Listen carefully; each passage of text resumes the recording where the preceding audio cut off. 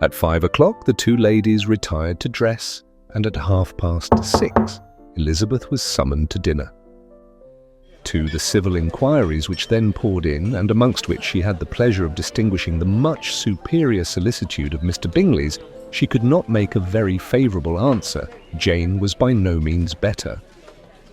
The sisters, on hearing this, repeated 3 or 4 times how much they were grieved, how shocking it was to have a bad cold, and how excessively they disliked being ill themselves, and then thought no more of the matter, and their indifference towards Jane, when not immediately before them, restored Elizabeth to the enjoyment of all her original dislike. Their brother, indeed, was the only one of the party whom she could regard with any complacency.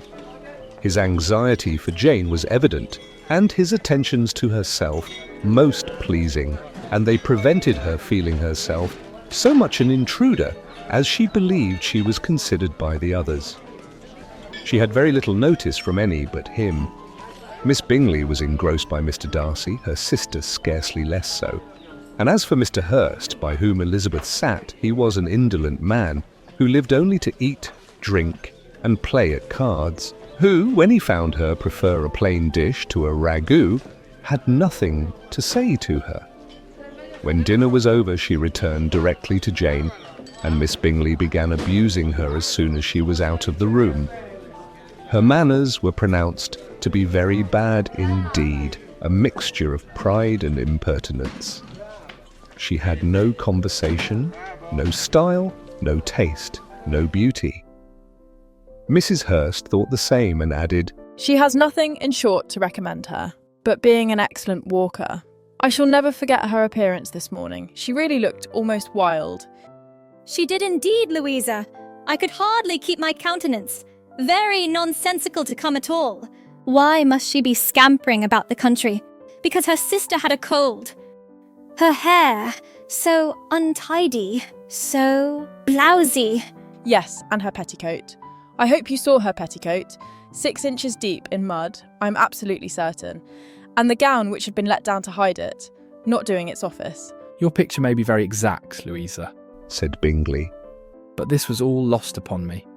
I thought Miss Elizabeth Bennet looked remarkably well when she came into the room this morning.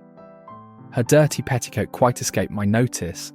"You observed it, Mr. Darcy, I am sure," said Miss Bingley, "and I am inclined to think that you would not wish to see your sister make such an exhibition. "Certainly not." To walk 3 miles, or 4 miles, or 5 miles, or whatever it is, above her ankles in dirt, and alone, quite alone. What could she mean by it? It seems to me to show an abominable sort of conceited independence, a most country town indifference to decorum." "It shows an affection for her sister that is very pleasing," said Bingley. "I'm afraid, Mr. Darcy," observed Miss Bingley in a half-whisper, "that this adventure has rather affected your admiration of her fine eyes." "Not at all," he replied. "They were brightened by the exercise." A short pause followed this speech, and Mrs. Hurst began again. I have an excessive regard for Jane Bennet. She is really a very sweet girl, and I wish with all my heart she were well settled. But with such a father and mother, and such low connections, I am afraid there is no chance of it." "I think I have heard you say that their uncle is an attorney in Meryton."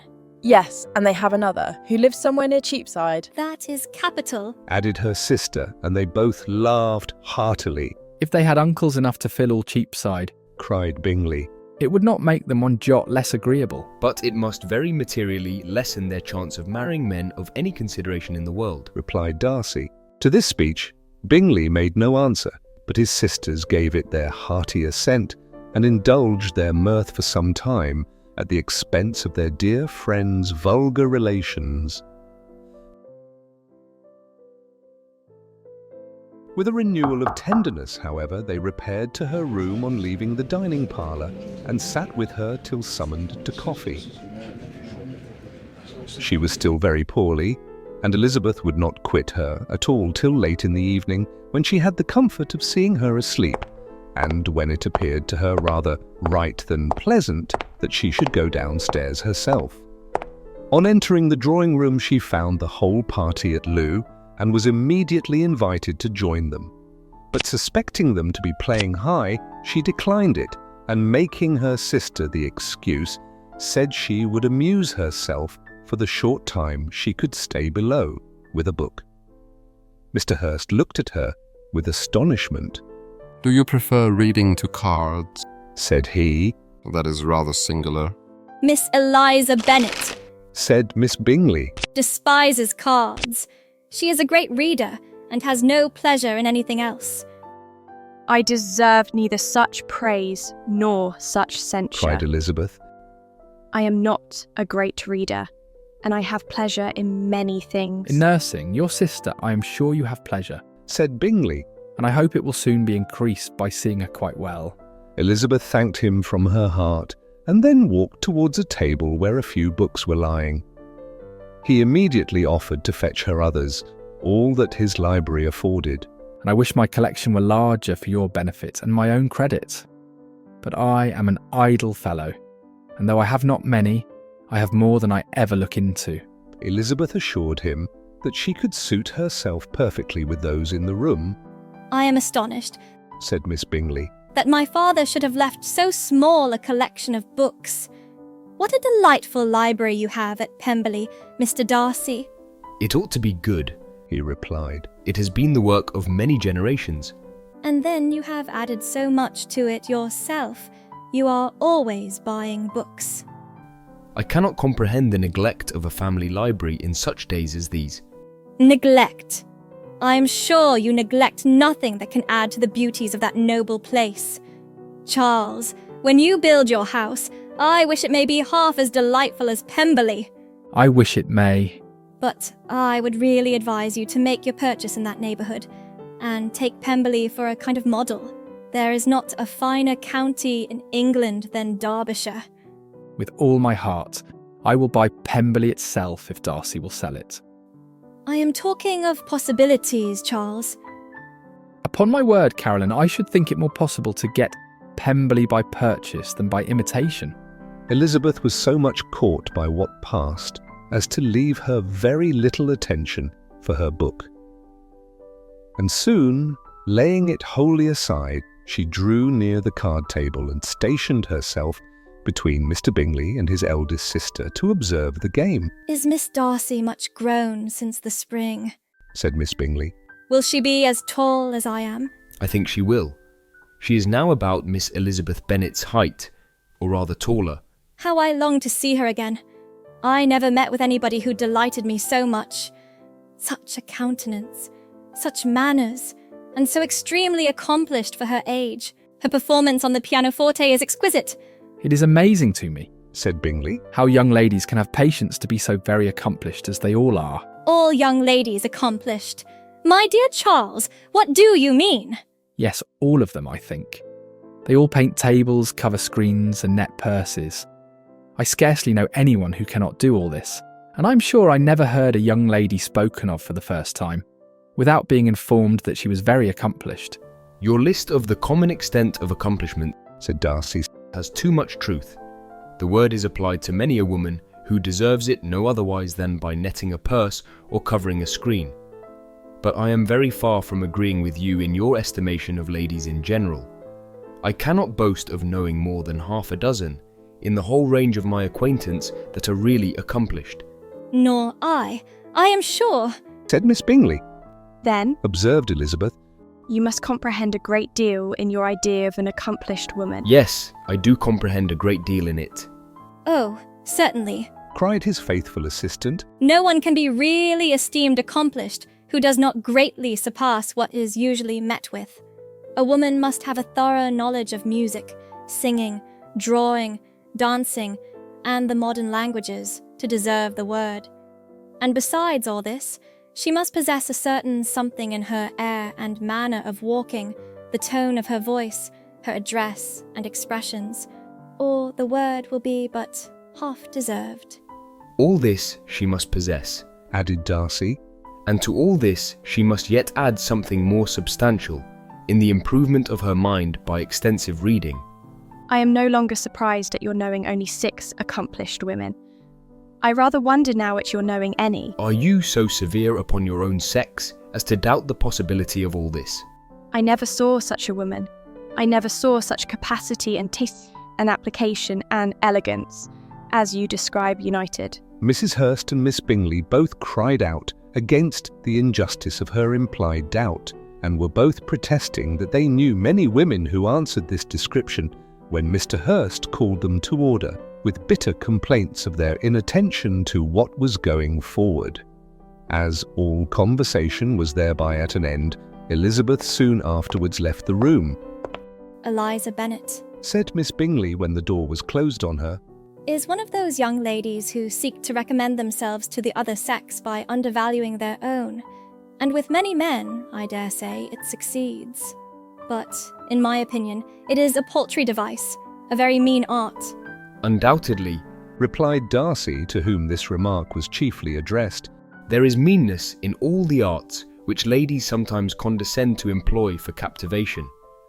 Whatever bears affinity to cunning is despicable. Miss Bingley was not so entirely satisfied with this reply as to continue the subject. Elizabeth joined them again only to say that her sister was worse and that she could not leave her. Bingley urged Mr. Jones's being sent for immediately, while his sisters, convinced that no country advice could be of any service, recommended an express to town for one of the most eminent physicians. This she would not hear of, but she was not so unwilling to comply with their brother's proposal, and it was settled that Mr. Jones should be sent for early in the morning if Miss Bennet were not decidedly better. Bingley was quite uncomfortable. His sisters declared that they were miserable. They solaced their wretchedness, however, by duets after supper, while he could find no better relief to his feelings than by giving his housekeeper directions that every possible attention might be paid to the sick lady and her sister.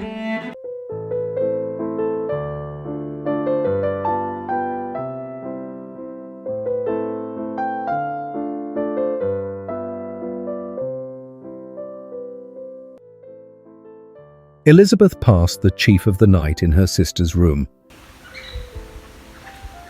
and in the morning had the pleasure of being able to send a tolerable answer to the inquiries which she very early received from Mr. Bingley by a housemaid, and some time afterwards from the two elegant ladies who waited on his sisters.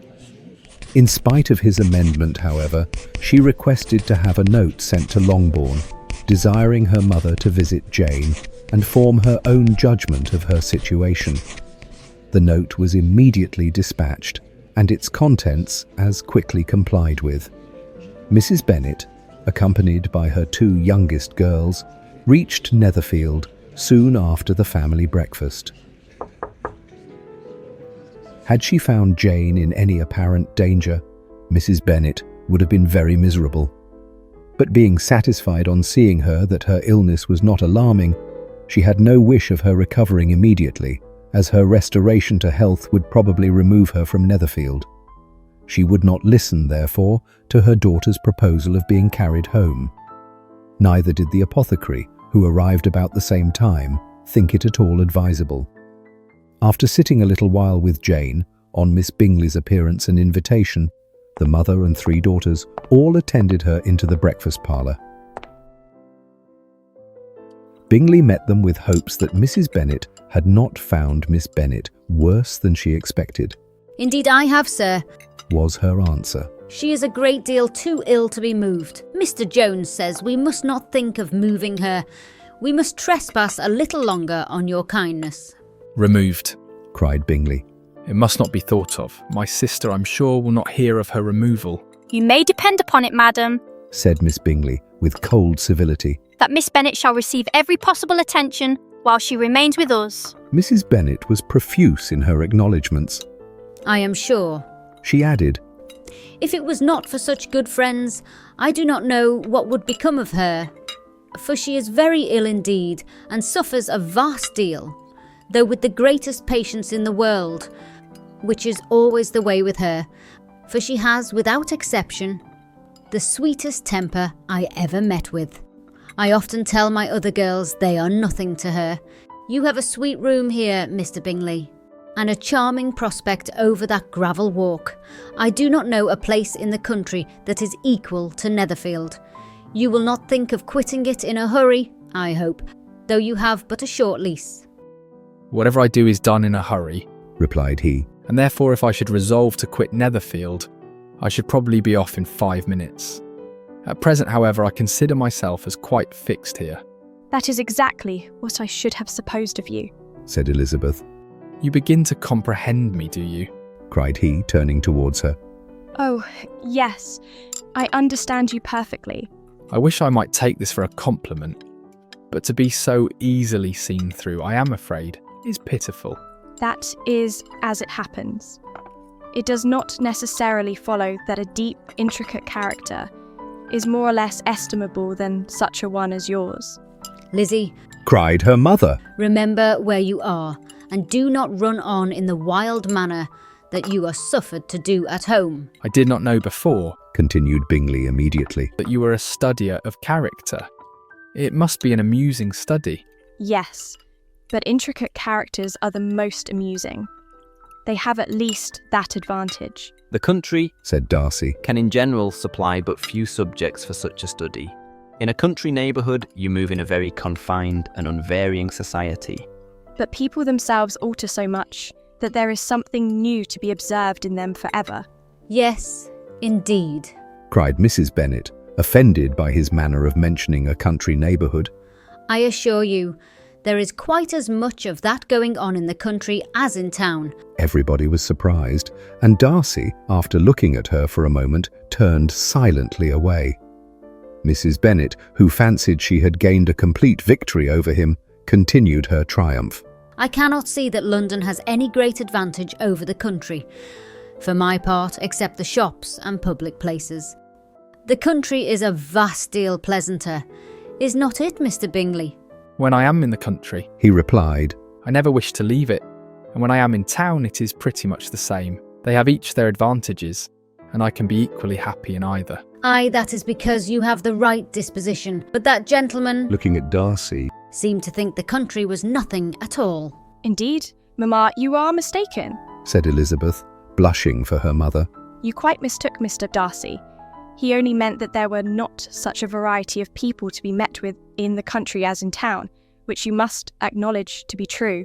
Certainly, my dear, nobody said there were. But as to not meeting with many people in this neighbourhood, I believe there are few neighbourhoods larger. I know we dine with 24 families. Nothing but concern for Elizabeth could enable Bingley to keep his countenance. His sister was less delicate, and directed her eye towards Mr. Darcy with a very expressive smile. Elizabeth, for the sake of saying something that might turn her mother's thoughts, now asked her if Charlotte Lucas had been at Longbourn since her coming away. Yes, she called yesterday with her father. What an agreeable man Sir William is. Mr. Bingley is not he. So much the man of fashion. So genteel and so easy. He has always something to say to everybody. That is my idea of good breeding. And those persons who fancy themselves very important and never open their mouths quite mistake the matter. Did Charlotte dine with you? No, she would go home. I fancy she was wanted about the mince pies. For my part, Mr. Bingley, I always keep servants that can do their own work. My daughters are brought up differently, but everybody is to judge for themselves. And the Lucases are very good sort of girls, I assure you. It is a pity they are not handsome. Not that I think Charlotte so very plain, but then she is our particular friend. She seems a very pleasant young woman. Said Bingley. Oh dear, yes, but you must own she is very plain. Lady Lucas herself has often said so, and envied me Jane's beauty. I do not like to boast of my own child, but to be sure, Jane, one does not often see anybody better looking. It is what everybody says. I do not trust my own partiality. When she was only 15, there was a gentleman at my brother Gardiner's in town so much in love with her that my sister-in-law was sure he would make her an offer before we came away. But however, he did not. Perhaps he thought her too young, However, he wrote some verses on her, and very pretty they were. And so ended his affection, said Elizabeth impatiently. There has been many a one, I fancy, overcome in the same way. I wonder who first discovered the efficacy of poetry in driving away love. I have been used to consider poetry as the food of love, said Darcy. Of a fine, stout, healthy love it may. Everything nourishes what is strong already. But if it be only a slight, thin sort of inclination, I am convinced that one good sonnet will starve it entirely away. Darcy only smiled, and the general pause which ensued made Elizabeth tremble lest her mother should be exposing herself again. She longed to speak, but could think of nothing to say. And after a short silence, Mrs. Bennet began repeating her thanks to Mr. Bingley for his kindness to Jane, with an apology for troubling him also with Lizzie. Mr. Bingley was unaffectedly civil in his answer, and forced his younger sister to be civil also and say what the occasion required. She performed her part indeed without much graciousness, but Mrs. Bennet was satisfied and soon afterwards ordered her carriage. Upon this signal, the youngest of her daughters put herself forward. The two girls had been whispering to each other during the whole visit, and the result of it was that the youngest should tax Mr. Bingley with having promised on his first coming into the country to give a ball at Netherfield. Lydia was a stout, well-grown girl of 15, with a fine complexion and good-humoured countenance, a favourite with her mother, whose affection had brought her into public at an early age. She had high animal spirits and a sort of natural self-consequence, which the attentions of the officers to whom her uncle's good dinners and her own easy manners recommended her had increased into assurance. She was very equal, therefore, to address Mr. Bingley on the subject of the ball, and abruptly reminded him of his promise, adding that it would be the most shameful thing in the world if he did not keep it. His answer to this sudden attack was delightful to their mother's ear. I am perfectly ready, I assure you, to keep my engagement, and when your sister is recovered, you shall, if you please, name the very day of the ball, but you would not wish to be dancing while she is ill. Lydia declared herself satisfied. Oh, yes, it would be much better to wait till Jane was well, and by that time, most likely Captain Carter would be at Meryton again. And when you have given your ball, she added, I shall insist on their giving one also. I shall tell Colonel Forster it will be quite a shame if he does not.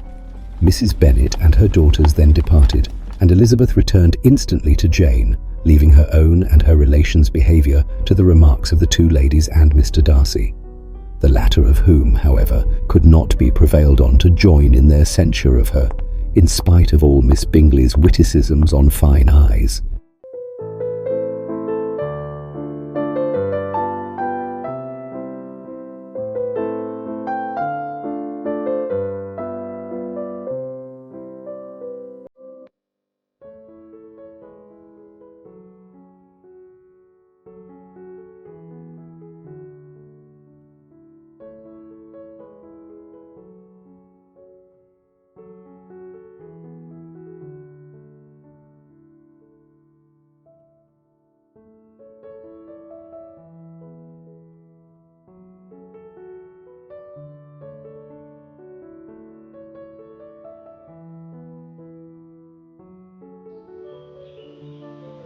The day passed much as the day before had done.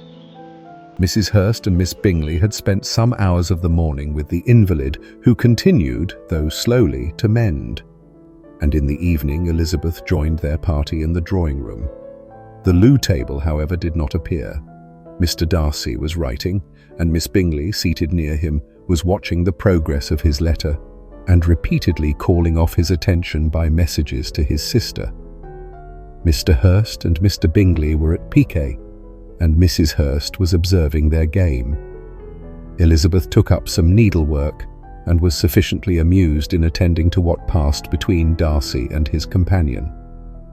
The perpetual commendations of the lady, either on his handwriting, or on the evenness of his lines, or on the length of his letter, with the perfect unconcern with which her praises were received, formed a curious dialogue and was exactly in unison with her opinion of each. How delighted Miss Darcy will be to receive such a letter. He made no answer. You write uncommonly fast. You are mistaken. I write rather slowly. How many letters you must have occasion to write in the course of the year. Letters of business, too. How odious I should think them.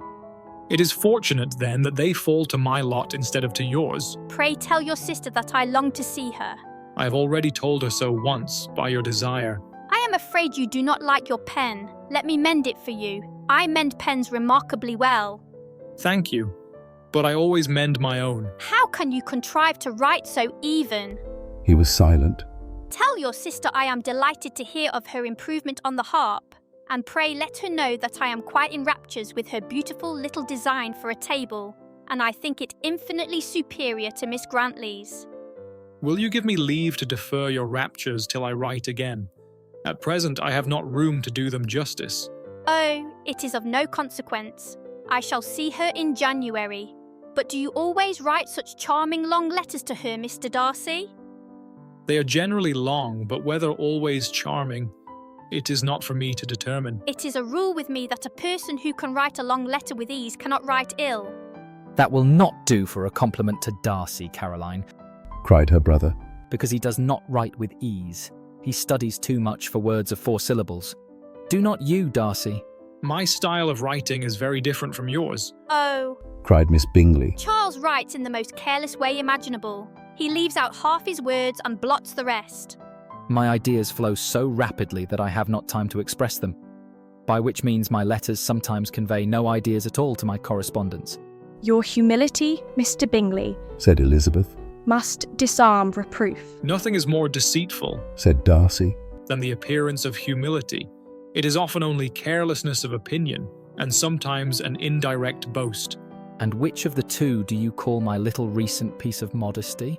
The indirect boast, for you are really proud of your defects in writing, because you consider them as proceeding from a rapidity of thought and carelessness of execution, which, if not estimable, you think at least highly interesting.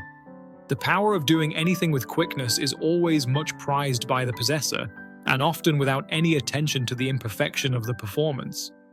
When you told Mrs. Bennet this morning that if you ever resolved on quitting Netherfield, you should be gone in 5 minutes, you meant it to be a sort of panegyric, of compliment to yourself. And yet what is there so very laudable in a precipitance which must leave very necessary business undone, and can be of no real advantage to yourself or anyone else? Nay, cried Bingley, this is too much, to remember at night all the foolish things that were said in the morning. And yet, upon my honour, I believed what I said to myself to be true, and I believe it at this moment. At least, therefore, I did not assume the character of needless precipitance merely to show off before the ladies. I dare say you believed it, but I am by no means convinced that you would be gone with such celerity. Your conduct would be quite as dependent on chance as that of any man I know, and if, as you are mounting your horse, a friend were to say, "Bingley, you had better stay till next week," you would probably do it, you would probably not go, and at another word, might stay a month. You have only proved by this, cried Elizabeth, that Mr. Bingley did not do justice to his own disposition. You have shown him off now much more than he did himself. I am exceedingly gratified, said Bingley, by your converting what my friend says into a compliment on the sweetness of my temper. But I am afraid you are giving it a turn which that gentleman did by no means intend, for he would certainly think the better of me if, under such a circumstance, I were to give a flat denial and ride off as fast as I could. Would Mr. Darcy then consider the rashness of your original intention as atoned for by your obstinacy in adhering to it? Upon my word, I cannot exactly explain the matter. Darcy must speak for himself. You expect me to account for opinions which you choose to call mine, but which I have never acknowledged. Allowing the case, however, to stand according to your representation, you must remember, Miss Bennet, that the friend who is supposed to desire his return to the house, and the delay of his plan, has merely desired it, asked it without offering one argument in favour of its propriety. To yield readily, easily, to the persuasion of a friend is no merit with you. To yield without conviction is no compliment to the understanding of either. You appear to me, Mr. Darcy, to allow nothing for the influence of friendship and affection. A regard for the requester would often make one readily yield to a request, without waiting for arguments to reason one into it. I am not particularly speaking of such a case as you have supposed about Mr. Bingley. We may as well wait, perhaps, till the circumstance occurs, before we discuss the discretion of his behaviour thereupon. But, in general and ordinary cases between friend and friend, where one of them is desired by the other to change a resolution of no very great moment, should you think ill of that person for complying with the desire, without waiting to be argued into it? Will it not be advisable, before we proceed on this subject, to arrange with rather more precision the degree of importance which is to appertain to this request, as well as the degree of intimacy subsisting between the parties? By all means, cried Bingley. let us hear all the particulars, not forgetting their comparative height and size. For that will have more weight in the argument, Miss Bennet, than you may be aware of. I assure you that if Darcy were not such a great tall fellow, in comparison with myself, I should not pay him half so much deference. I declare I do not know a more awful object than Darcy, on particular occasions, and in particular places, at his own house especially, and of a Sunday evening when he has nothing to do. Mr. Darcy smiled, but Elizabeth thought she could perceive that he was rather offended, and therefore checked her laugh. Miss Bingley warmly resented the indignity he had received in an expostulation with her brother for talking such nonsense. "I see your design, Bingley," said his friend. "You dislike an argument and want to silence this." Perhaps I do. Arguments are too much like disputes. If you and Miss Bennet will defer yours till I am out of the room, I shall be very thankful, and then you may say whatever you like of me. What you ask, said Elizabeth, is no sacrifice on my side, and Mr. Darcy had much better finish his letter. Mr. Darcy took her advice and did finish his letter. When that business was over, he applied to Miss Bingley and Elizabeth for the indulgence of some music. Miss Bingley moved with alacrity to the pianoforte, and after a polite request that Elizabeth would lead the way, which the other as politely and more earnestly negatived, she seated herself.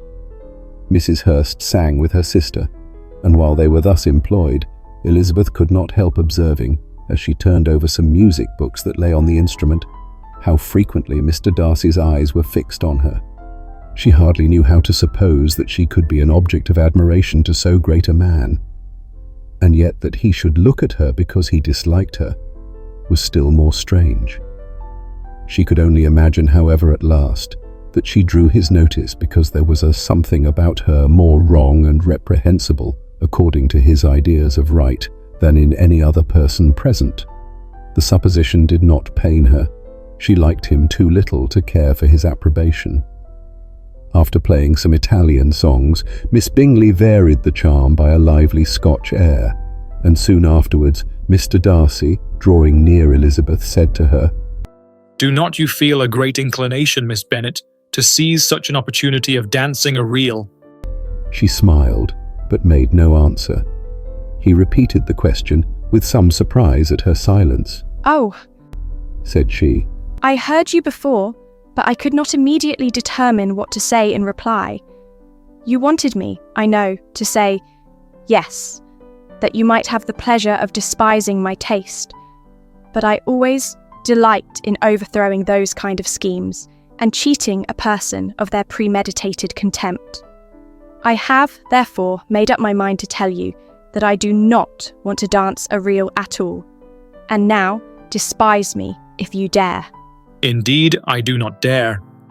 Elizabeth, having rather expected to affront him, was amazed at his gallantry, but there was a mixture of sweetness and archness in her manner which made it difficult for her to affront anybody, and Darcy had never been so bewitched by any woman as he was by her.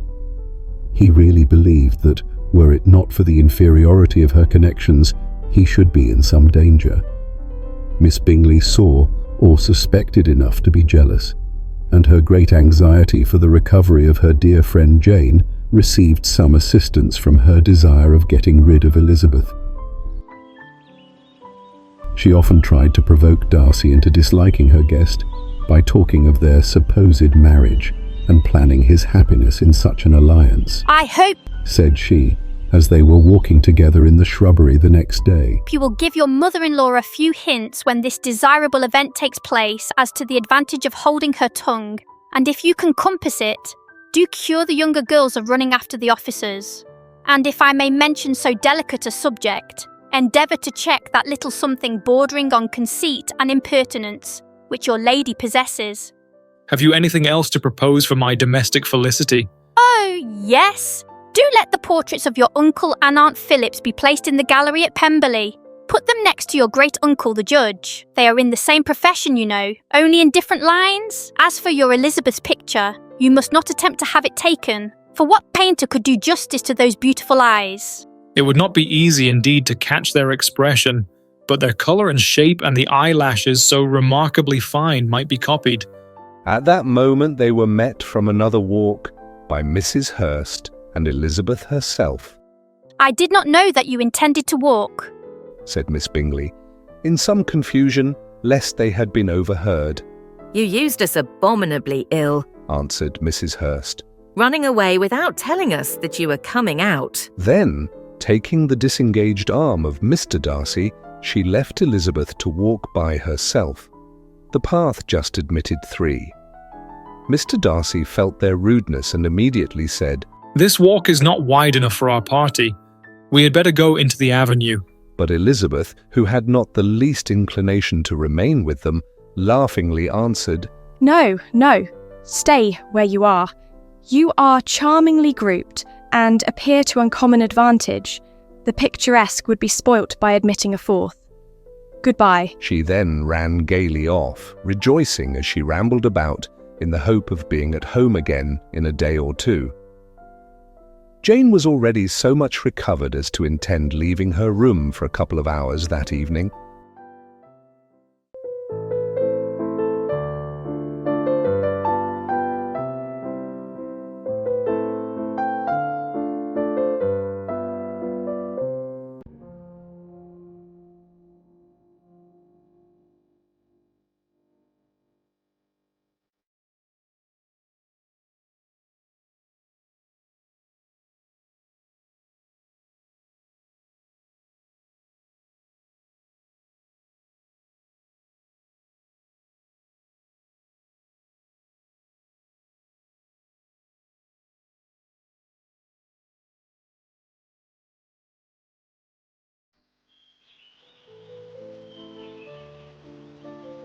When the ladies removed after dinner, Elizabeth ran up to her sister and, seeing her well guarded from cold, attended her into the drawing-room, where she was welcomed by her 2 friends with many professions of pleasure, and Elizabeth had never seen them so agreeable as they were during the hour which passed before the gentlemen appeared. Their powers of conversation were considerable.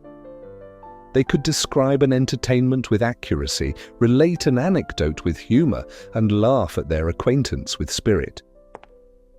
But when the gentlemen entered, Jane was no longer the first object. Miss Bingley's eyes were instantly turned towards Darcy, and she had something to say to him before he had advanced many steps. He addressed himself directly to Miss Bennet with a polite congratulation. Mr. Hurst also made her a slight bow and said he was every glad. But diffuseness and warmth remained for Bingley's salutation. He was full of joy and attention. The first half hour was spent in piling up the fire, lest she should suffer from the change of room, and she removed at his desire to the other side of the fireplace, that she might be farther from the door. He then sat down by her and talked scarcely to anyone else. Elizabeth, at work in the opposite corner, saw it all with great delight. When tea was over, Mr. Hurst reminded his sister-in-law of the card table, but in vain. She had obtained private intelligence that Mr. Darcy did not wish for cards, and Mr. Hurst soon found even his open petition rejected. She assured him that no one intended to play, and the silence of the whole party on the subject seemed to justify her. Mr. Hurst had therefore nothing to do but to stretch himself on one of the sofas and go to sleep. Darcy took up a book. Miss Bingley did the same, and Mrs. Hurst, principally occupied in playing with her bracelets and rings, joined now and then in her brother's conversation with Miss Bennet. Miss Bingley's attention was quite as much engaged in watching Mr. Darcy's progress through his book as in reading her own, and she was perpetually either making some inquiry or looking at his page. She could not win him, however, to any conversation. He merely answered her question and read on.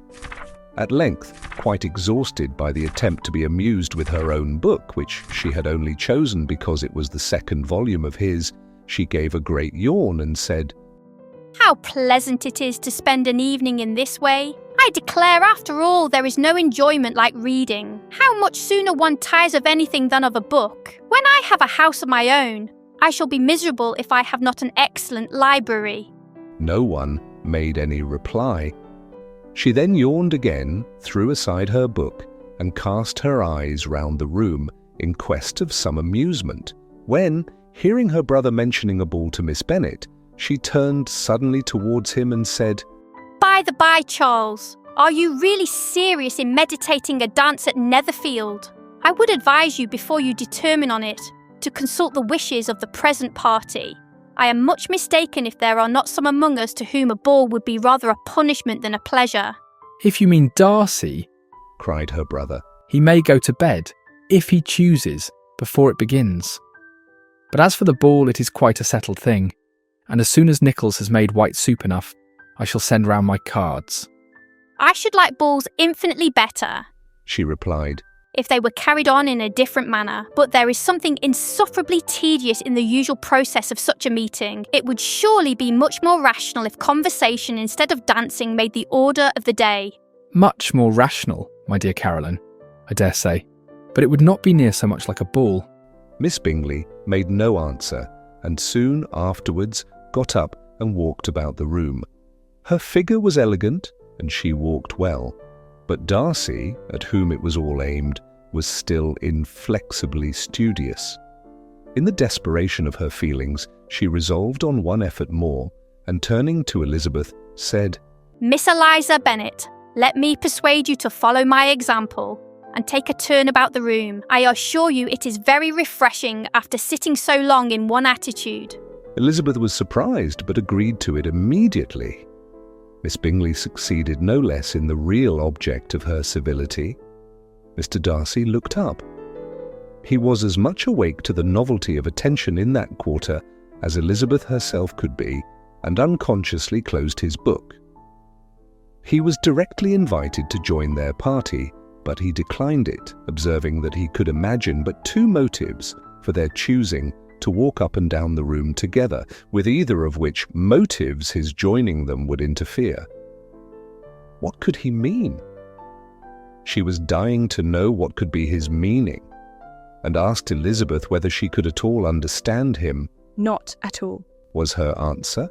"But depend upon it, he means to be severe on us, and our surest way of disappointing him will be to ask nothing about it." Miss Bingley, however, was incapable of disappointing Mr. Darcy in anything, and persevered therefore in requiring an explanation of his two motives. "I have not the smallest objection to explaining them," said he, as soon as she allowed him to speak. "You either choose this method of passing the evening because you are in each other's confidence and have secret affairs to discuss, or because you are conscious that your figures appear to the greatest advantage in walking. If the first, I should be completely in your way, and if the second, I can admire you much better as I sit by the fire." "Oh, shocking!" cried Miss Bingley. "I never heard anything so abominable. How shall we punish him for such a speech?" "Nothing so easy, if you have but the inclination," said Elizabeth. "We can all plague and punish one another, tease him, laugh at him. Intimate as you are, you must know how it is to be done." But upon my honour, I do not. I do assure you that my intimacy has not yet taught me that. T's calmness of temper and presence of mind. No, I feel he may defy us there. And as to laughter, we will not expose ourselves, if you please, by attempting to laugh without a subject. Mr. Darcy may hug himself. Mr. Darcy is not to be laughed at, cried Elizabeth. That is an uncommon advantage, and uncommon I hope it will continue, for it would be a great loss to me to have many such acquaintance. I dearly love a laugh. Miss Bingley, said he, has given me credit for more than can be. The wisest and the best of men, nay, the wisest and best of their actions, may be rendered ridiculous by a person whose first object in life is a joke. Certainly, replied Elizabeth. There are such people, but I hope I am not one of them. I hope I never ridicule what is wise or good. Follies and nonsense, whims and inconsistencies do divert me, I own, and I laugh at them whenever I can. But these, I suppose, are precisely what you are without. Perhaps that is not possible for anyone, but it has been the study of my life to avoid those weaknesses which often expose a strong understanding to ridicule. Such as vanity and pride. Yes, vanity is a weakness indeed, but pride, where there is a real superiority of mind, pride will be always under good regulation. Elizabeth turned away to hide a smile. Your examination of Mr. Darcy is over, I presume, said Miss Bingley. And pray, what is the result? I am perfectly convinced by it that Mr. Darcy has no defect. He owns it himself without disguise. No, said Darcy. I have made no such pretension. I have faults enough, but they are not, I hope, of understanding. My temper I dare not vouch for. It is, I believe, too little yielding. Certainly too little for the convenience of the world. I cannot forget the follies and vices of others so soon as I ought, nor their offences against myself. My feelings are not puffed about with every attempt to move them. My temper would perhaps be called resentful. My good opinion once lost is lost forever. That is a failing indeed, cried Elizabeth. Implacable resentment is a shade in a character, but you have chosen your fault well. I really cannot laugh at it. You are safe from me. There is, I believe, in every disposition a tendency to some particular evil, a natural defect, which not even the best education can overcome. And your defect is a propensity to hate everybody. And yours, he replied with a smile, is willfully to misunderstand them. Do let us have a little music, cried Miss Bingley, tired of a conversation in which she had no share. Louisa, you will not mind my waking Mr. Hurst. Her sister made not the smallest objection, and the pianoforte was opened. And Darcy, after a few moments' recollection, was not sorry for it. He began to feel the danger of paying Elizabeth too much attention. Hey everyone, I'm Riley Bennet, and I play Elizabeth in Pride and Prejudice. I'm from Los Angeles, California. First of all, a huge thanks to all of you for your love and support for Pride and Prejudice. We're super excited to launch a special book review event for Jane Austen fans and AI explorers. Want to know how you can join our show? It's easy. Just follow 3 simple steps, and your thoughts could be featured on Top Video Book Channel. Plus, you'll have a chance to win our special prize. First, drop a comment saying, "I want to join," below this video, or shoot us a DM. No need to record a video right away. Just let us know you're interested. Once selected, our team will reach out to you within 48 hours with all the details. Then, follow our guide to record a video up to 3 minutes to share your unique thoughts on Pride and Prejudice, or how AI has changed your reading experience. The sooner you comment, the more likely our producer will choose you. Comment now, you could be the next guest on our show. See you in the next episode.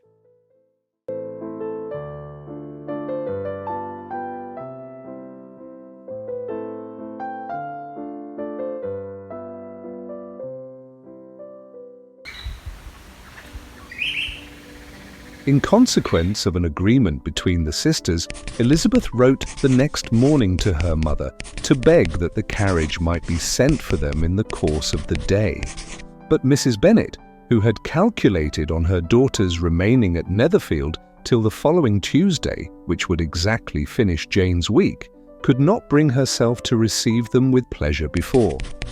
Her answer, therefore, was not propitious, at least not to Elizabeth's wishes, for she was impatient to get home.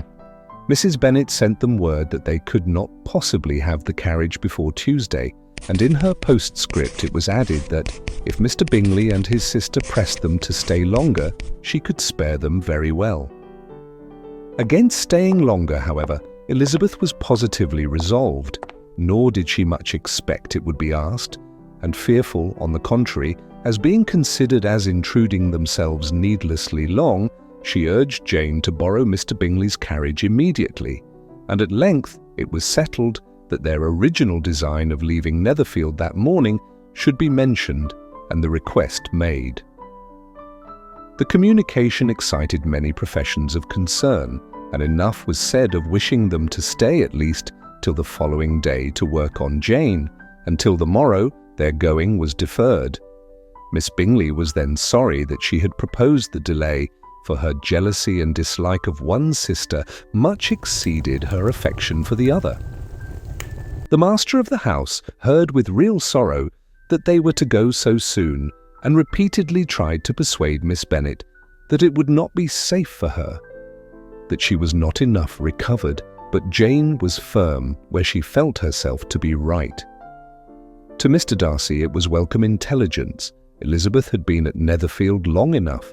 She attracted him more than he liked, and Miss Bingley was uncivil to her and more teasing than usual to himself.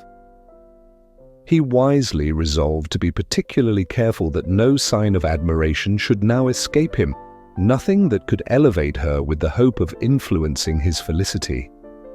Sensible that if such an idea had been suggested, his behaviour during the last day must have material weight in confirming or crushing it. Steady to his purpose, he scarcely spoke 10 words to her through the whole of Saturday, and though they were at one time left by themselves for half an hour, he adhered most conscientiously to his book and would not even look at her. On Sunday, after morning service, the separation, so agreeable to almost all, took place. Miss Bingley's civility to Elizabeth increased at last very rapidly, as well as her affection for Jane. And when they parted, after assuring the latter of the pleasure it would always give her to see her either at Longbourn or Netherfield, and embracing her most tenderly, she even shook hands with the former. Elizabeth took leave of the whole party in the liveliest spirits. They were not welcomed home very cordially by their mother. Mrs. Bennet wondered at their coming, and thought them very wrong to give so much trouble, and was sure Jane would have caught cold again. But their father, though very laconic in his expressions of pleasure, was really glad to see them. He had felt their importance in the family circle. The evening conversation, when they were all assembled, had lost much of its animation and almost all its sense by the absence of Jane and Elizabeth. They found Mary, as usual, deep in the study of thorough base and human nature, and had some new extracts to admire, and some new observations of threadbare morality to listen to. Catherine and Lydia had information for them of a different sort. Much had been done, and much had been said in the regiment since the preceding Wednesday. Several of the officers had dined lately with their uncle, a private had been flogged, and it had actually been hinted that Colonel Forster was going to be married. Hey everyone, it's Riley Bennet here. I'm on the Pride and Prejudice set right now, and it is our first time meeting you all like this. Things are getting really interesting between Elizabeth and Mr. Darcy. Want to know what happens next? Then be sure to subscribe Top Videobook channel. If there's any behind-the-scenes moments you'd love to know, leave us a comment below. See you!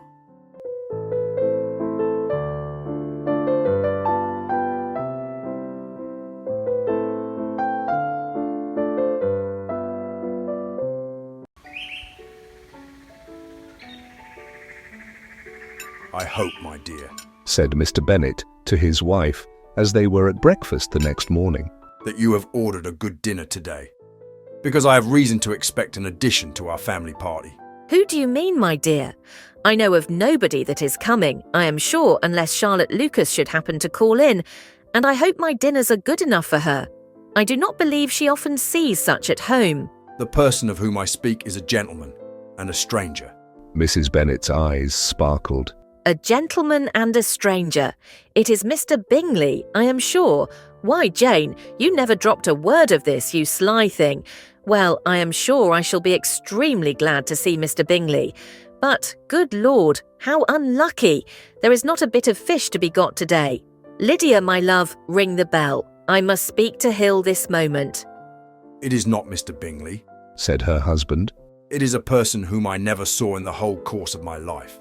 This roused a general astonishment, and he had the pleasure of being eagerly questioned by his wife and 5 daughters at once. After amusing himself some time with their curiosity, he thus explained.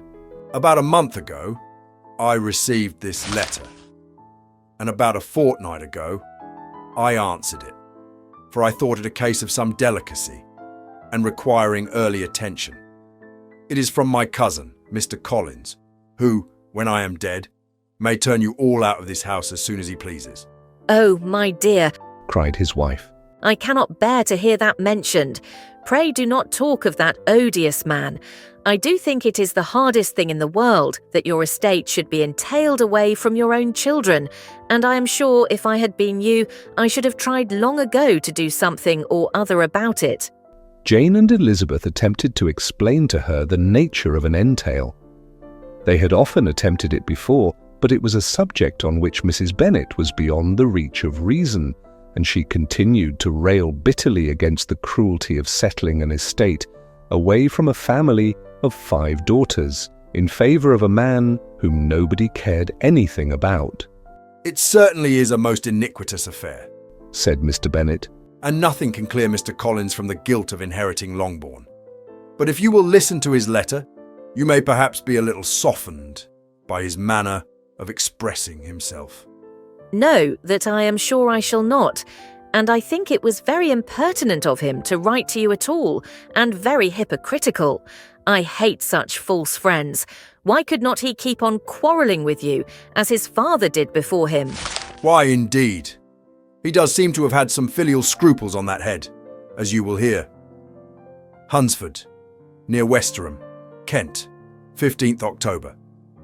Dear Sir, the disagreement subsisting between yourself and my late honoured father always gave me much uneasiness, and since I have had the misfortune to lose him, I have frequently wished to heal the breach. But for some time I was kept back by my own doubts, fearing lest it might seem disrespectful to his memory for me to be on good terms with anyone, with whom it had always pleased him to be at variance. There, Mrs. Bennet. My mind, however, is now made up on the subject, for having received ordination at Easter, I have been so fortunate as to be distinguished by the patronage of the Right Honourable Lady Catherine de Bourgh, widow of Sir Louis de Bourgh, whose bounty and beneficence has preferred me to the valuable rectory of this parish, where it shall be my earnest endeavour to demean myself with grateful respect towards her ladyship, and be ever ready to perform those rites and ceremonies which are instituted by the Church of England. As a clergyman, moreover, I feel it my duty to promote and establish the blessing of peace in all families within the reach of my influence. And on these grounds, I flatter myself that my present overtures of goodwill are highly commendable, and that the circumstance of my being next in the entail of Longbourn estate will be kindly overlooked on your side, and not lead you to reject the offered olive branch. I cannot be otherwise than concerned at being the means of injuring your amiable daughters, and beg leave to apologise for it, as well as to assure you of my readiness to make them every possible amends. But of this hereafter. If you should have no objection to receive me into your house, I propose myself the satisfaction of waiting on you and your family, Monday, November 18th by 4 o'clock, and shall probably trespass on your hospitality till the Saturday sane night following, which I can do without any inconvenience, as Lady Catherine is far from objecting to my occasional absence on a Sunday, provided that some other clergyman is engaged to do the duty of the day. I remain, dear Sir, with respectful compliments to your lady and daughters, your well-wisher and friend, William Collins. At 4 o'clock, therefore, we may expect this peacemaking gentleman, said Mr. Bennet, as he folded up the letter. He seems to be a most conscientious and polite young man, upon my word, and I doubt not will prove a valuable acquaintance, especially if Lady Catherine should be so indulgent as to let him come to us again. There is some sense in what he says about the girls, however, and if he is disposed to make them any amends, I shall not be the person to discourage him. Though it is difficult, said Jane, to guess in what way he can mean to make us the atonement he thinks our due, the wish is certainly to his credit. Elizabeth was chiefly struck with his extraordinary deference for Lady Catherine and his kind intention of christening, marrying and burying his parishioners whenever it were required. He must be an oddity, I think, said she. I cannot make him out. There is something very pompous in his style. And what can he mean by apologising for being next in the entail? We cannot suppose he would help it if he could. Can he be a sensible man, sir? No, my dear, I think not. I have great hopes of finding him quite the reverse. There is a mixture of servility and self-importance in his letter, which promises well. I am impatient to see him. In point of composition, said Mary, his letter does not seem defective. The idea of the olive branch perhaps is not wholly new, yet I think it is well expressed. To Catherine and Lydia, neither the letter nor its writer were in any degree interesting. It was next to impossible that their cousin should come in a scarlet coat, and it was now some weeks since they had received pleasure from the society of a man in any other colour. As for their mother, Mr. Collins's letter had done away much of her ill will, and she was preparing to see him with a degree of composure which astonished her husband and daughters.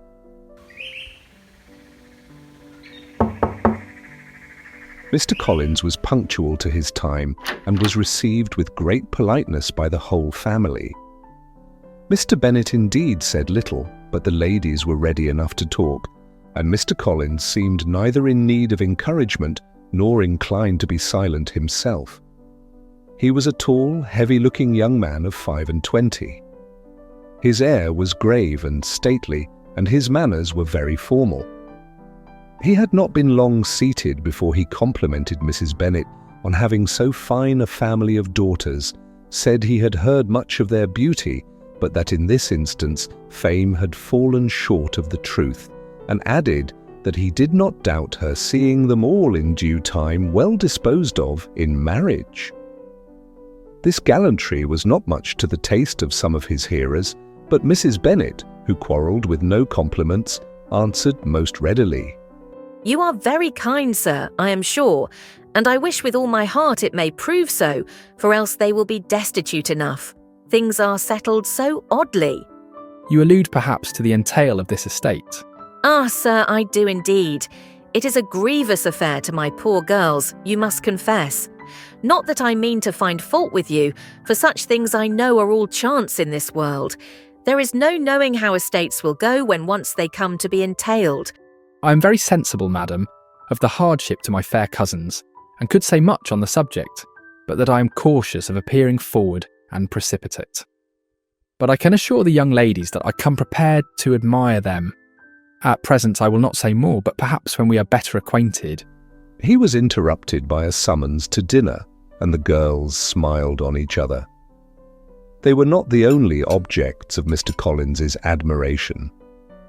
The hall, the dining room, and all its furniture were examined and praised, and his commendation of everything would have touched Mrs. Bennet's heart, but for the mortifying supposition of his viewing it all as his own future property.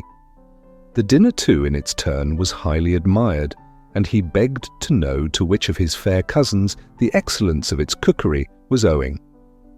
But here he was, set right by Mrs. Bennet, who assured him with some asperity that they were very well able to keep a good cook, and that her daughters had nothing to do in the kitchen. He begged pardon for having displeased her.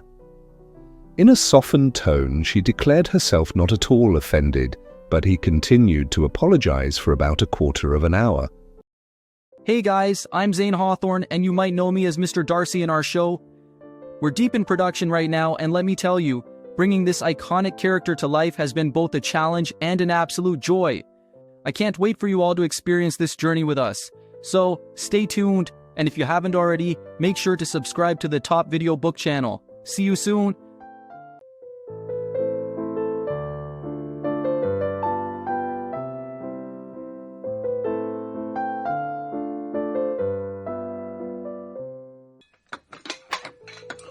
During dinner, Mr. Bennet scarcely spoke at all, but when the servants were withdrawn, he thought it time to have some conversation with his guest, and therefore started a subject in which he expected him to shine by observing that he seemed very fortunate in his patroness.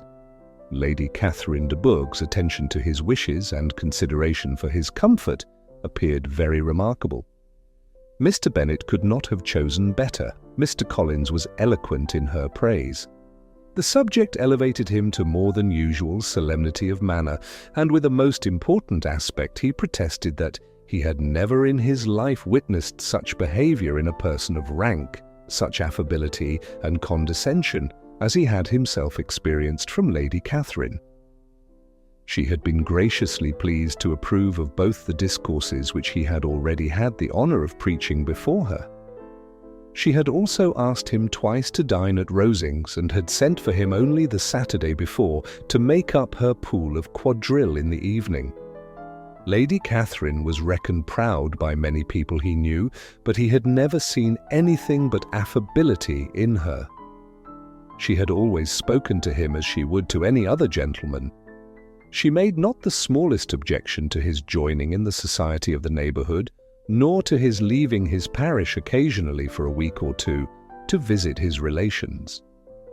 She had even condescended to advise him to marry as soon as he could, provided he chose with discretion, and had once paid him a visit in his humble parsonage, where she had perfectly approved all the alterations he had been making, and had even vouchsafed to suggest some herself. Some shelves in the closets upstairs. That is all very proper and civil, I am sure, said Mrs. Bennet. And I dare say she is a very agreeable woman. It is a pity that great ladies in general are not more like her. Does she live near you, sir? The garden in which stands my humble abode is separated only by a lane from Rosings Park, her ladyship's residence. I think you said she was a widow, sir. Has she any family? She has one only daughter, the heiress of Rosings, and of very extensive property. Ah, cried Mrs. Bennet, shaking her head. Then she is better off than many girls. And what sort of young lady is she? Is she handsome? She is a most charming young lady indeed. Lady Catherine herself says that, in point of true beauty, Miss de Bourgh is far superior to the handsomest of her sex, because there is that in her features which marks the young woman of distinguished birth. She is unfortunately of a sickly constitution, which has prevented her making that progress in many accomplishments, which she could not otherwise have failed of, as I am informed by the lady who superintended her education, and who still resides with them. But she is perfectly amiable, and often condescends to drive by my humble abode in her little phaeton and ponies. Has she been presented? I do not remember her name among the ladies at court. Her indifferent state of health unhappily prevents her being in town, and by that means, as I told Lady Catherine myself one day, has deprived the British court of its brightest ornament. Her ladyship seemed pleased with the idea, and you may imagine that I am happy on every occasion to offer those little delicate compliments which are always acceptable to ladies. Her ladyship seemed pleased with the idea, and you may imagine that I am happy on every occasion to offer those little delicate compliments which are always acceptable to ladies. I have more than once observed to Lady Catherine that her charming daughter seemed born to be a duchess, and that the most elevated rank, instead of giving her consequence, would be adorned by her. These are the kind of little things which please her ladyship, and it is a sort of attention which I conceive myself peculiarly bound to pay. You judge very properly, said Mr. Bennet. and it is happy for you that you possess the talent of flattering with delicacy. May I ask whether these pleasing attentions proceed from the impulse of the moment, or are the result of previous study? They arise chiefly from what is passing at the time, and though I sometimes amuse myself with suggesting and arranging such little elegant compliments as may be adapted to ordinary occasions, I always wish to give them as unstudied an air as possible. Mr. Bennet's expectations were fully answered. His cousin was as absurd as he had hoped, and he listened to him with the keenest enjoyment, maintaining at the same time the most resolute composure of countenance, and, except in an occasional glance at Elizabeth, requiring no partner in his pleasure. By tea time, however, the dose had been enough, and Mr. Bennet was glad to take his guest into the drawing-room again, and, when tea was over, glad to invite him to read aloud to the ladies. Mr. Collins readily assented, and a book was produced, but on beholding it, for everything announced it to be from a circulating library, he started back, and begging pardon, protested that he never read novels. Kitty stared at him, and Lydia exclaimed. Other books were produced, and after some deliberation, he chose Fordyce's Sermons. Lydia gaped as he opened the volume, and before he had, with very monotonous solemnity, read 3 pages, she interrupted him with, "Do you know, Mama, that my Uncle Philip talks of turning away Richard? And if he does, Colonel Forster will hire him. My aunt told me so herself on Saturday. I shall walk to Meryton tomorrow to hear more about it, and to ask when Mr. Denny comes back from town." Lydia was bid by her 2 eldest sisters to hold her tongue, but Mr. Collins, much offended, laid aside his book and said, I have often observed how little young ladies are interested by books of a serious stamp, though written solely for their benefit. It amazes me, I confess, for certainly there can be nothing so advantageous to them as instruction, but I will no longer importune my young cousin. Then, turning to Mr. Bennet, he offered himself as his antagonist at backgammon. Mr. Bennet accepted the challenge, observing that he acted very wisely in leaving the girls to their own trifling amusements. Mrs. Bennet and her daughters apologized most civilly for Lydia's interruption, and promised that it should not occur again if he would resume his book. But Mr. Collins, after assuring them that he bore his young cousin no ill will, and should never resent her behaviour as any affront, seated himself at another table with Mr. Bennet, and prepared for backgammon. Hey guys, welcome back, and today I'm joined by Riley, who plays the incredible Elizabeth Bennet. Riley, thanks for being here. Of course, happy to be here. Today's quick interview. Who's your least favorite character in the show? Oh, that's easy. Mr. Collins, no contest. He is just so exhausting. Every time he opens his mouth, it's like he's reading from a very long and very boring speech that nobody asked for. And the way he worships Lady Catherine? Honestly, it's a little scary. Playing Elizabeth, I had to keep a straight face whenever he went on one of his tangents. And let me tell you, that was probably harder than the British accent training. All right, Riley, thanks so much for hanging out and giving us a little behind-the-scenes scoop. Thanks for having me. Want to know more? Make sure you're subscribing Top Videobook. And before we go, though, we'd love to hear your thoughts. Here's the deal. Let's all agree on one thing, that Mr. Collins is the worst. But I want to know, do you think he's just misunderstood? Or is he the absolute worst? I mean, it's not just me, right? Let's get a proper Mr. Collins roast going in the comments. Trust me, I won't hold back if you don't. I can already feel the drama unfolding. Drop those comments, folks. Don't be shy. Let's see who can come up with the most savage take on him. Bye, guys.